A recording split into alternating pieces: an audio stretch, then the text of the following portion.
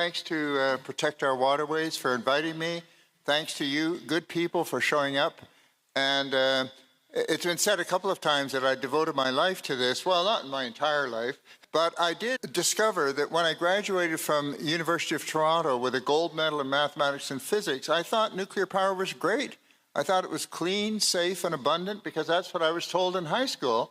And I was really shocked when I discovered the existence of radioactive waste of such danger. And I thought, how is it possible that the industry has not told people about this before now? Because for the first 30 years of the nuclear age, the politicians and the decision makers who approved building these reactors and creating this waste knew nothing about this problem. They were told that nuclear power is clean. So right away, the nuclear industry started with a lie. And I believe that the problem is, as Suzuki mentioned, there's so much ignorance that we have about what happens under the ground, what happens in the world, the world of living things, that we don't have the power to simply abandon these wastes and assume that they're going to be safe for future generations.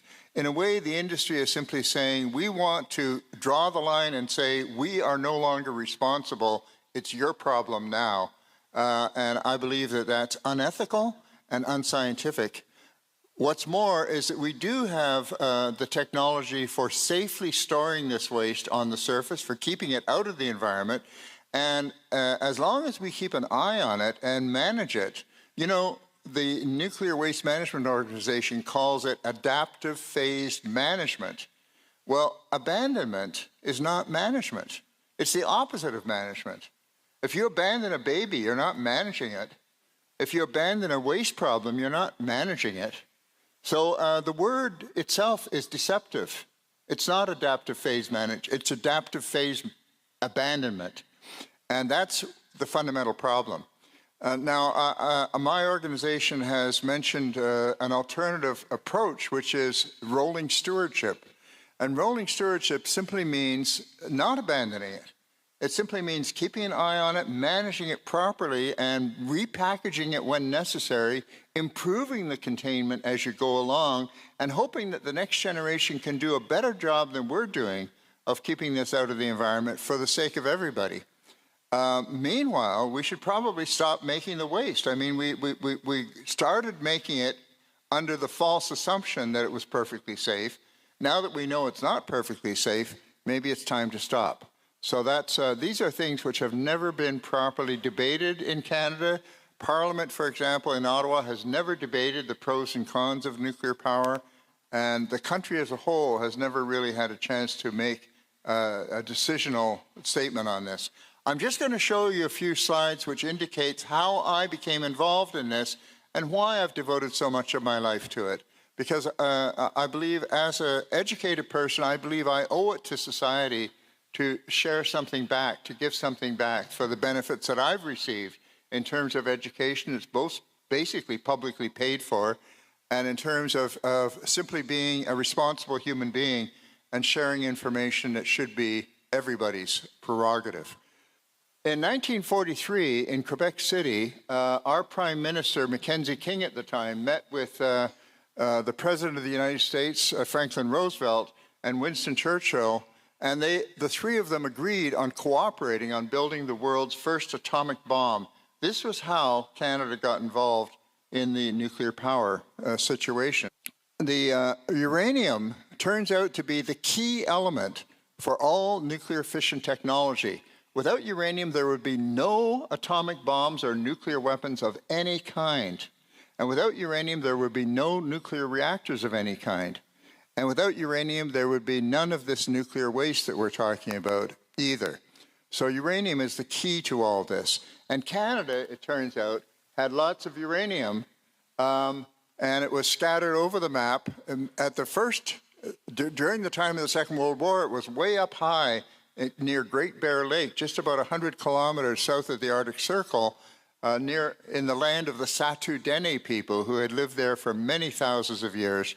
And they were never told that this stuff was dangerous, yet it was, and they suffered the consequences. It's now called the Village of Widows because so many people died from handling this dangerous radioactive material. This is the Hiroshima bomb that was dropped on August 6, 1945. That's a single bomb made from uranium, one single bomb. And as a scientist, I was wondering, where does the energy from uranium come from? Why is there so much energy there? It's quite a mystery, really.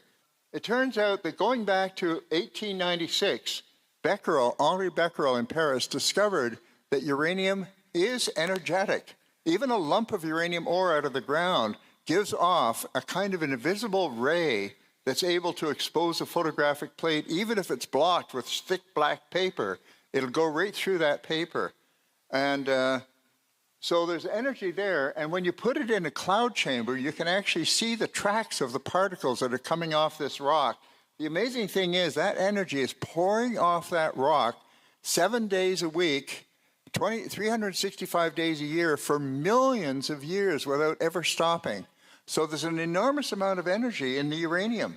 They added up mathematically how much energy would come off in a few thousand years, and they figured, wow, you have enough energy there to destroy the Earth. But there's no trigger for doing it because the radioactivity cannot be speeded up or slowed down. It cannot be stopped. And that's why we have radioactive waste, because radioactivity cannot be stopped. And yet it does great damage, because when it comes in contact with human beings, it damages the living cells. Marie Curie discovered that inside the same rock where the uranium is, there's other radioactive materials. She discovered two of them, radium and polonium. These are naturally occurring radioactive elements. But it turns out they're very dangerous. By 1920, they knew that thousands of young girls who were hired to paint watch dials and instrument dials to make them glow in the dark using radium paint started dying terrible deaths from something called radium jaw, where their teeth were falling out in their mouths. These are young girls. These are like less than 20 years old. And then they showed an epidemic of bone cancer and so on. And it all came down to very, very tiny amounts of radium that they were getting into their bodies. When they did autopsies, they found that the amount of radium in the girls that were killed was only a few micrograms. A microgram is a millionth of a gram. Incredibly small amount. And it's because there's so much energy contained in these particles, these tiny particles. One of the things that's hard to wrap your mind around is how small a thing could give such a powerful result. Now, there were fatal anemias, there were bone cancers, there were later on head cancers, and also we discovered that radium, when it disintegrates, it doesn't disappear, it turns into something called radon gas. Every atom of radon gas started off as an atom of uranium. It's a leftover, a radioactive leftover from uranium. And we know that this kills thousands of people every year in Canada from just breathing radon gas at home. Now, in 1938, around Christmas time, and this is around the time, just a year before I was born, actually, they discovered a trigger. It's called a neutron. And with this trigger, they can actually release a lot of this energy all at once. And the reason is because the neutron, when it hits the uranium atom, splits it into smaller atoms, and that can release an enormous amount of energy. And that energy can go on and be multiplied by the fact that there's also extra neutrons given off. And that means you can multiply the energy, and that's the secret of the atomic bomb. That little trigger, the neutron, is able to trigger an enormous explosion. And that same process of nuclear fission is what's used in every nuclear reactor. And the bulk of the radioactive waste are those smaller atoms that are created, the broken pieces of uranium atoms. That's most of the radioactive waste, but not all of it. Now, when you look at the fuel bundles that they use right now in Ontario in the Canadian reactors, those fuel bundles could be safely handled. They have uranium in them. They could be safely handled before they go into the reactor, but after they come out of the reactor, one of those fuel bundles would kill any human being in about 20 seconds by just standing a meter away from it. That's how deadly it is. So now the radioactivity dies down, but even after 30 years of cooling off, it would give a lethal dose in about 5 minutes. So inside the reactor, all of the new radioactive waste is created in the core of the reactor. That's that square yellow area. That's where the uranium fuel bundles are. But you know what? all the materials in the circulating system become radioactive. Why? Because the fuel bundles leak. They tell you in the NWMO that the fuel bundles don't leak. They leak all the time. And you see that thing up at the top? That's called a steam generator. It's a boiler. It becomes radioactive. Why? It's because the water carries the radioactivity from the fuel bundles up to the steam generator. Now, here's one of those steam generators. This is actually from Bruce. It weighs 100 tons, and inside the steam generator, there's thousands of little pipes, and they are contaminated with hundreds of radioactive materials. Here's a list of them. Look at them. And you notice some of the materials there, I've highlighted cesium, radioactive cesium, and radioactive iodine, and radioactive plutonium. Now, those are getting into the steam generator because they're leaking out of the fuel bundles. And I tell you this with certainty. There's going to be radioactive iodine leaking out of the fuel bundles if they bring them here. No doubt about it. And you're going to be getting radioactive iodine into your environment for sure. There's no doubt about it. And you're also going to be getting radioactive cesium into your environment. Now, they may be small amounts, but it depends upon how bad the management is. If mistakes are made, if they're big mistakes, if there's accidents which are big accidents, then you're going to get a lot of it. If there's very little mistakes and very careful management, you're going to get a little of it, but you're definitely going to get it. Now, inside the steam generator, there are 8 materials with a half-life of over 1 million years, 13 with a half-life of over 100,000 years, 19 with a half-life of over 1,000 years, and 21 with a half-life of over 100 years. These things are very long-lived, and that's why it's a perpetual problem. When the fuel comes out of the reactor, it has to be stored for about 10 years in a deep pool of circulating water, because otherwise it will spontaneously overheat. You've all seen the pictures of the Fukushima reactors that melted down in Japan. You know what they melted down from? Because of the radioactive waste. The radioactive waste generates enough heat to melt the core of any nuclear reactor. And that's what happened at Fukushima. It wasn't because of the reactor misoperating. It was because the radioactive waste generated the heat that melted it down. Now, when they take the CANDU fuel out of the CANDU reactor, they put it in a dry storage container, which empty weighs 60 tons and full weighs 70 tons. So the container weighs 6 times more than the fuel it's storing. And why is that? It's because they got to keep the workers safe from the radiation of those fuel bundles. Those are the fuel bundles they want to bring up to Teeswater. And to bring them up here, they're going to put them into storage containers, transport containers, and they're going to ship them over roads. And then they're going to put them into what are called hot cells. And they're going to manipulate these millions of fuel bundles. They're going to take them out of the transport containers and put them into the burial containers, which, by the way, these are pictures of hot cells in other places because Ontario Power doesn't have any hot cells. They have no experience with this stuff. This is all going to be a new learning experience for them. It's brand new. In fact, they're making it up as they go along because when this first came up, I raised this question a couple of years ago during my talk to the CLC, and up till then, nobody in this community, I think, had heard about hot cells and about what they're going to do to repackage it. But handling these fuel bundles is dangerous because when you handle them, they're out of containment and they're still leaking. And that leakage is going to be what you're going to be facing with. Now, these are the storage containers, but you know what? If you try and put them in there, they're put in robotically. They can't be put in by human hands. They're put in robotically. In the Bruce reactors, one time, they have what they call fueling machines in the Bruce reactors. Those are robotic things too. They crushed one of the fuel bundles. One fuel bundle in one of the reactors, Bruce Unit 1. As a result of that, when they did the refurbishment of Bruce number 1, the pipes had a lot of crushed radioactive material in it, and the workers ended up breathing radioactive dust for about 3 weeks, and 500 workers ended up breathing into their lungs radioactive plutonium-contaminated dust as a result of one fuel bundle that got crushed. So it's dangerous when these things get damaged. They are the containers of the waste inside. When the fuel bundles get damaged, even a little tiny crack or a little tiny pinhole allows the contents inside to escape. And that's how it gets out into the environment. Now, you see this little fuel pellet here. This is a ceramic fuel pellet, and they always say, look how solid it is. But you know, after it's used in the reactor, it's no longer solid. It's cracked. It's fractured. This is what the pellets really look like. And it turns out that there's radioactive gases and vapors that collect in the gap between the fuel pellet and the outer cladding, which is called those are the fuel rods. And that stuff contains the iodine, the radioactive iodine that I was telling you about a minute ago, and the radioactive cesium. They're in that gap. As soon as there's any damage to the fuel bundle, it's going to get out. And of course, how are they going to keep it all in? Because it comes out as a kind of a gas. And then in the case of iodine, it sticks to the grass, and when the cows eat the grass, they concentrate it into their milk.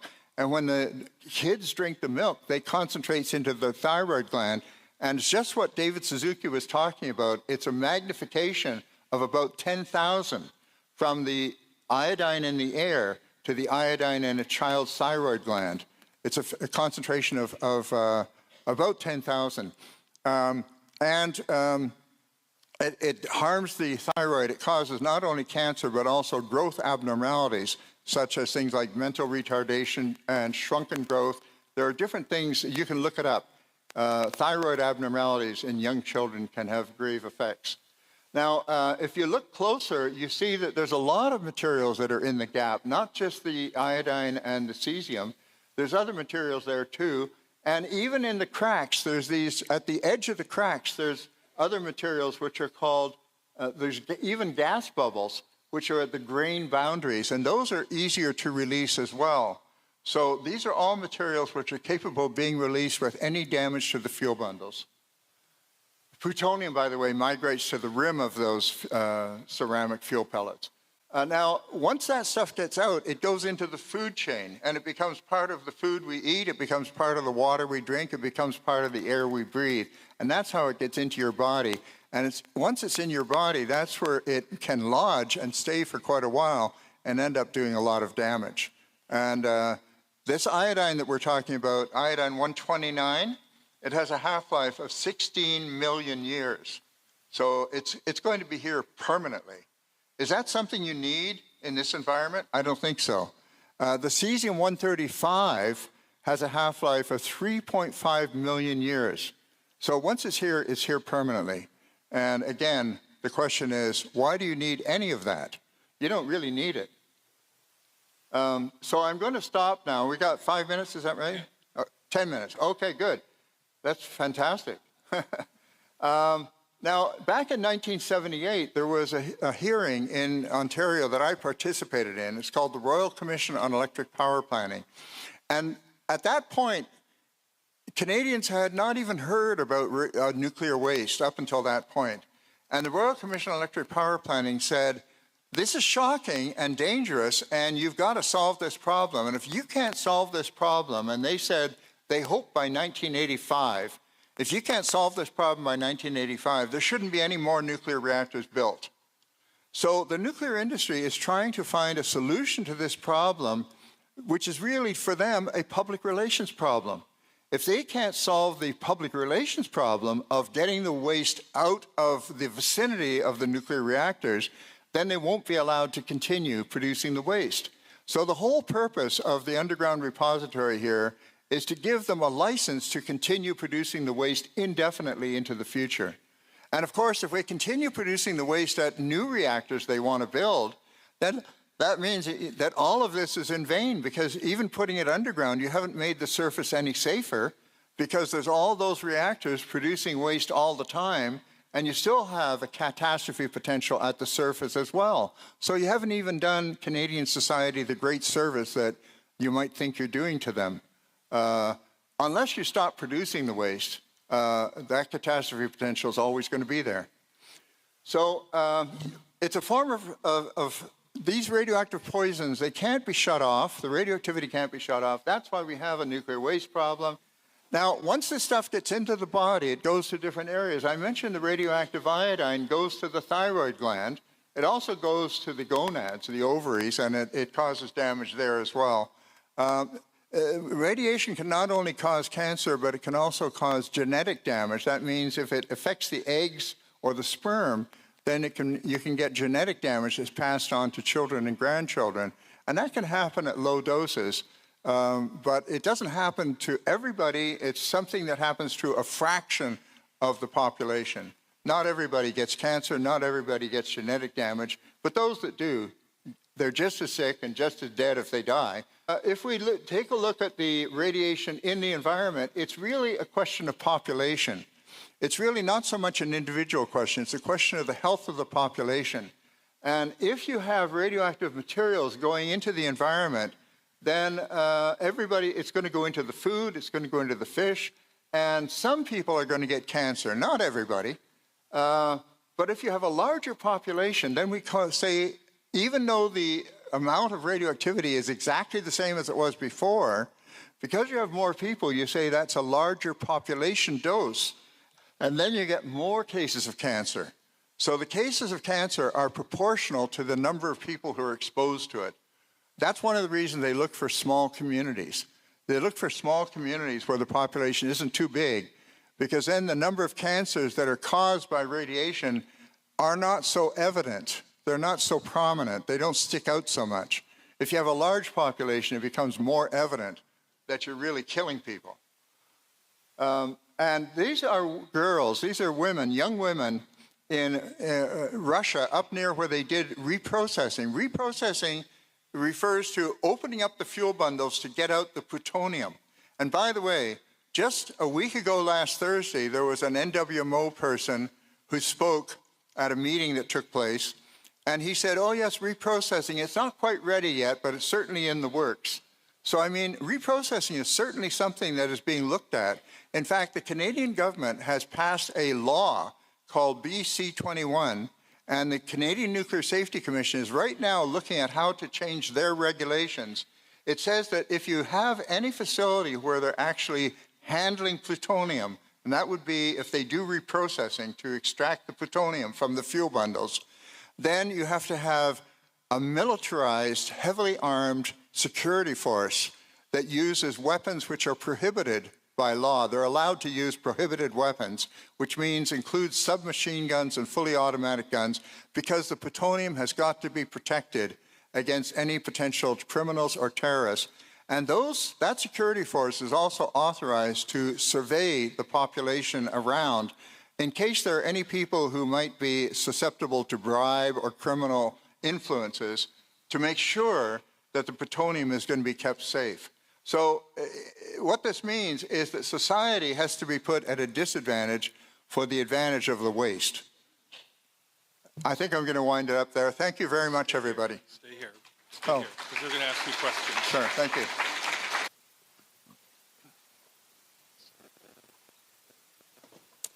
The NWMO frequently states that we don't need to be worried about the nuclear waste radiation because even bananas are radioactive.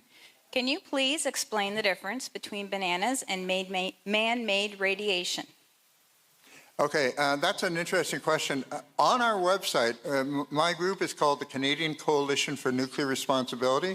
The website is very simple to find. You just Google it. It's ccnr.org. And we have a debunking of that banana myth by the Los Alamos Nuclear Laboratory itself. And these are nuclear scientists who are saying that myth about radioactive bananas is not really true. If you eat bananas, it's true that bananas are radioactive. It's because of a certain small form of potassium, which is radioactive. It's true. All foods that have potassium in them are radioactive. But the body has dealt with this ever since the dawn of time, and the body has regulated itself so that it does not allow the potassium to get out of balance in the body. It's called homeostasis. So that when you eat bananas, the body accommodates and gets rid of a certain amount of potassium to keep it in the same ballpark. And as a result, you don't get more radioactive as a result of eating bananas. It is true that bananas are radioactive. It is true that people are radioactive, but those are radioactive materials which are naturally occurring and which the body has adopted to over millions of years. The stuff that's produced by the nuclear industry are not as old as I am. They were not here 85 years ago. they've all been created since then. So nature has no way to adapt to those. Other question, right here. Start over. So there is pictures what the NWO uses in their presentations about the nuclear cycle from uranium mining to the nuclear waste. And they call it a cycle. Even in the picture, they make it almost a cycle. So in my view, it's a chain, but why does NWO use the phrase cycle? Can you give an answer or insight to that? Yeah, that's a good question. Basically, the fact that they talk about the nuclear fuel cycle reveals their intentions.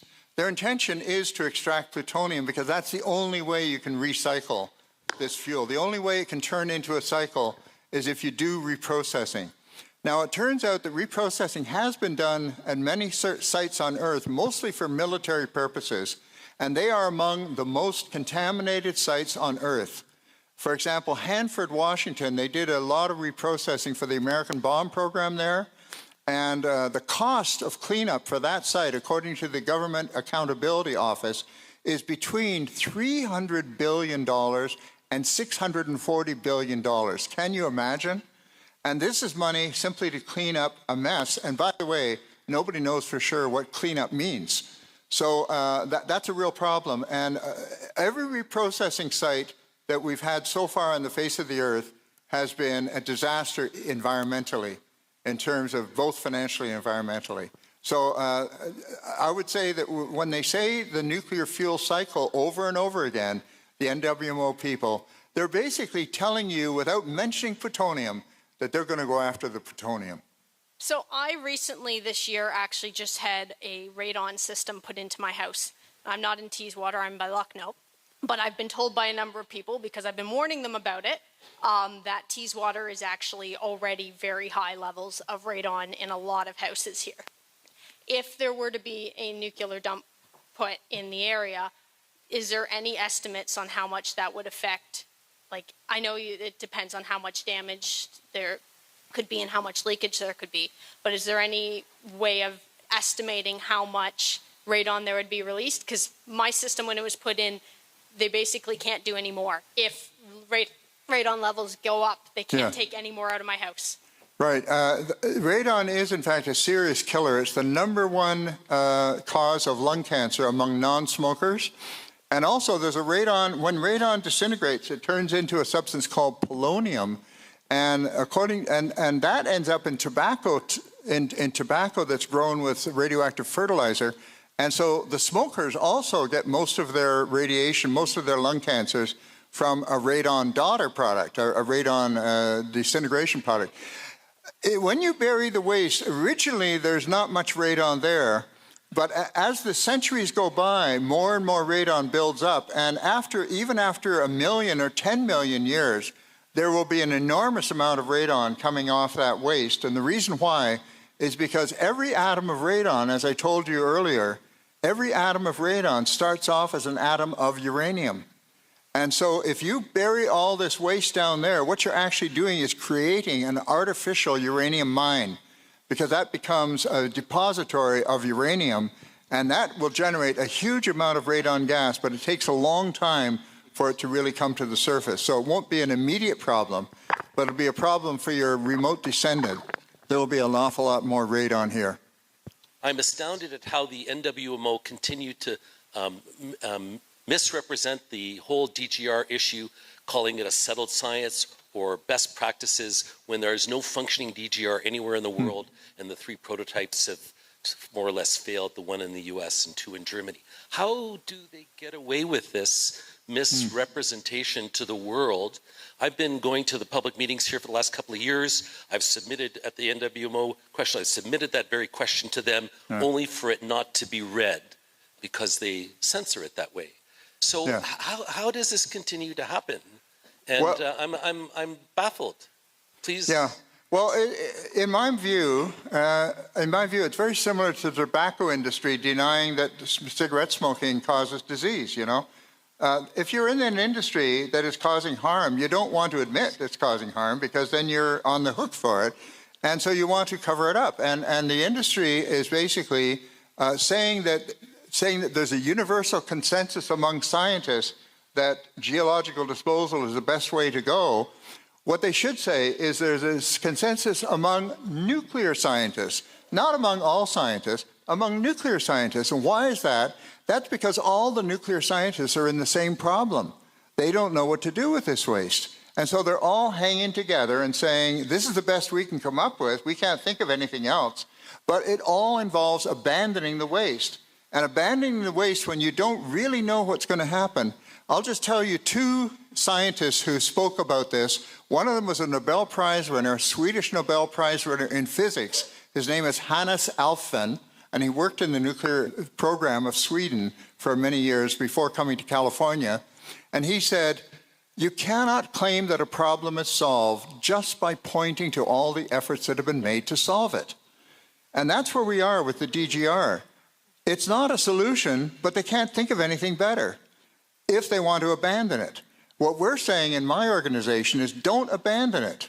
You have an obligation to look after it. You have an obligation to let future generations know what we're leaving them and how to manage it best for their purposes. And they can improve. They're going to be smarter. They're going to have people who know more than we do. They're going to do a better job than we're doing. And maybe, look, this waste is only 85 years old, not even. Maybe in 100 or 200 years, they will actually come up with a complete solution. They'll be able to neutralize it, render it harmless. Who knows? I have no idea. But in the meantime, we should not put it out of human control. Why is our government rebuilding nuclear plants when they should have got our power from the water in Quebec? Yes, that's a very good question. Why is our government rebuilding nuclear plants, new nuclear plants? I think it's because they have been listening to the nuclear salesmen.